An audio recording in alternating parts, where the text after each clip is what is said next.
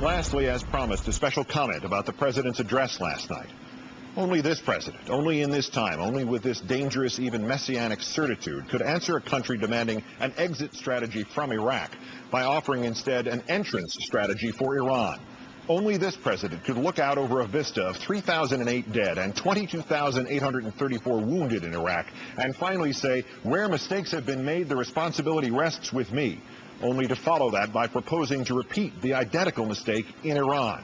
Only this president could extol the thoughtful recommendations of the Iraq Study Group and then take its most far-sighted recommendation, engage Syria and Iran, and transform it into threaten Syria and Iran, when al-Qaeda would like nothing better than for us to threaten Syria, and when President Ahmadinejad would like nothing better than to be threatened by us.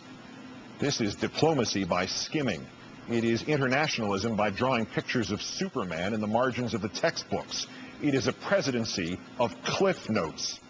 And to Iran and Syria, and yes, also to the insurgents in Iraq, we must look like a country run by the equivalent of the drunken pest who gets battered to the floor of the saloon by one punch, then staggers to his feet and shouts at the other guy's friends, okay, which one of you is next? Mr. Bush, the question is no longer what are you thinking, but rather are you thinking at all? I have made it clear to the Prime Minister and Iraq's other leaders that America's commitment is not open-ended, you said last night. And yet, without any authorization from the public who spoke so loudly and clearly to you in November's elections, without any consultation with a Congress in which key members of your own party like Senator Brownback and Senator Coleman and Senator Hagel are fleeing for higher ground, without any awareness that you are doing exactly the opposite of what Baker Hamilton urged you to do, you seem to be ready to make an open-ended commitment on America's behalf to do whatever you want in Iran. Our military, Mr. Bush, is already stretched so thin by this bogus adventure in Iraq that even a majority of serving personnel are willing now to tell pollsters that they are dissatisfied with your prosecution of the war. It is so weary that many of the troops you have just consigned to Iraq will be on their second tours or their third tours or their fourth tours. And now you're going to make them take on Iran and Syria as well? Who is left to go and fight, sir? Who are you going to send to interrupt the flow of support from Iran and Syria? Laura and Barney? The line is from the movie Chinatown, and I quote it often. Middle of a drought, the mortician chuckles, and the water commissioner drowns. Only in L.A. Middle of a debate over the lives and deaths of another 21,500 of our citizens in Iraq, and the president wants to saddle up against Iran and Syria. Maybe that's the point, to shift the attention away from just how absurd and childish is this latest war strategy that is for the war already underway, not the one on deck. We are to put 17,500 more troops into Baghdad and 4,000 more into Anbar province to give the Iraqi government breathing space. In and of itself, that is an awful and insulting term. The lives of 21,500 more Americans endangered to give breathing space to a government that just turned the first and perhaps the most sober act of any democracy, the capital punishment of an ousted dictator, into a vengeance lynching so barbaric and so lacking in the solemnities necessary for credible authority that it might have offended the Ku Klux Klan of the 19th century. And what will our men and women in Iraq do, the ones who will truly live and die during what Mr. Bush said last night will be a year ahead which will demand more patience, sacrifice, and resolve? They will try to seal up Sadr City and other parts of Baghdad in which the civil war is worst. Mr. Bush did not mention that while our people are trying to do that, the factions in the civil war will no longer have to focus on killing each other, but rather they can focus anew on killing our people.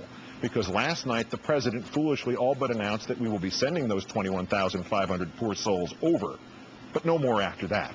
And if the whole thing fizzles out, we're going home.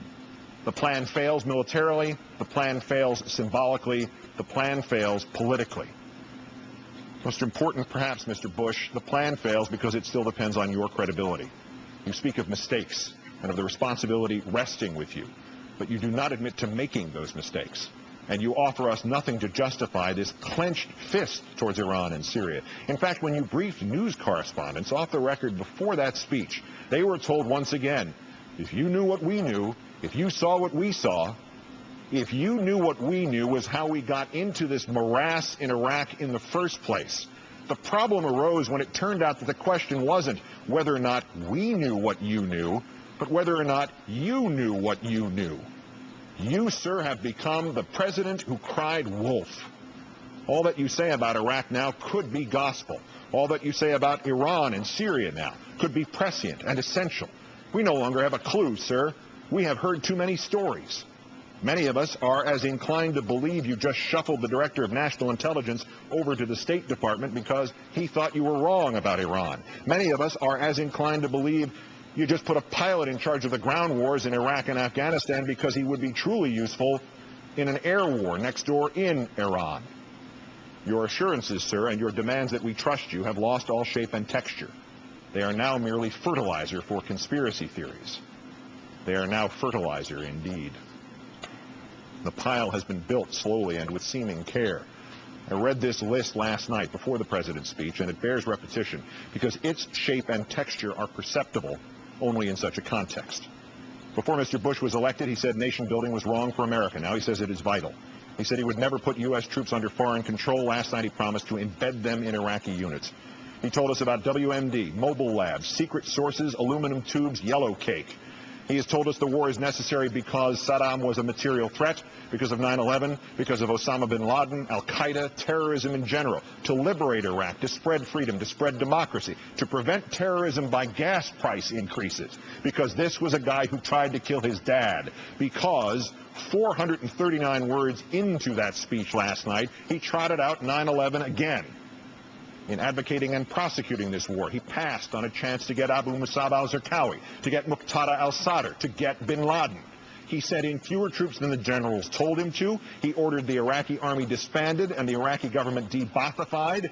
He shortchanged Iraqi training. He neglected the plan for widespread looting. He did not anticipate sectarian violence. He sent in troops without life-saving equipment. He gave jobs to foreign contractors and not to Iraqis. He staffed U.S. positions there based on partisanship, not professionalism. He and his government told us America had prevailed. Mission accomplished. The resistance was in its last throes. He has insisted more troops were not necessary. He has now insisted more troops are necessary. He has insisted it's up to the generals, and then removed some of the generals who said more troops would not be necessary.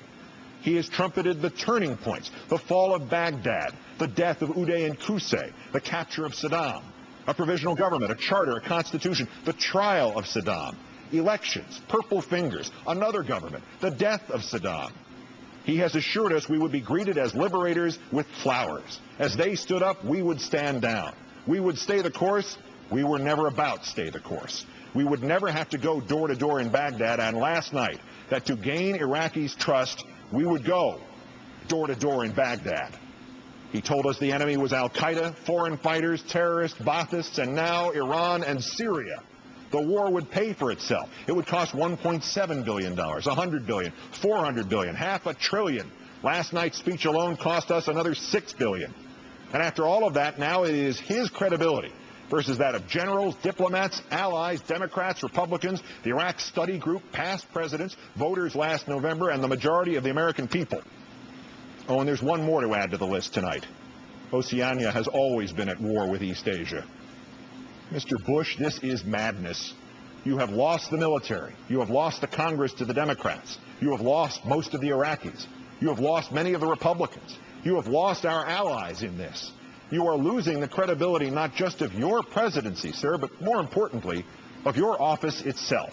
And most imperatively, you are guaranteeing that more American troops will be losing their lives and more families their loved ones. You are guaranteeing that. This becomes your legacy, sir. How many of those you addressed last night as your fellow citizens you just sent to their deaths? And for what, Mr. Bush? So that the next president has to pull the survivors out of Iraq instead of you? Good night and good luck.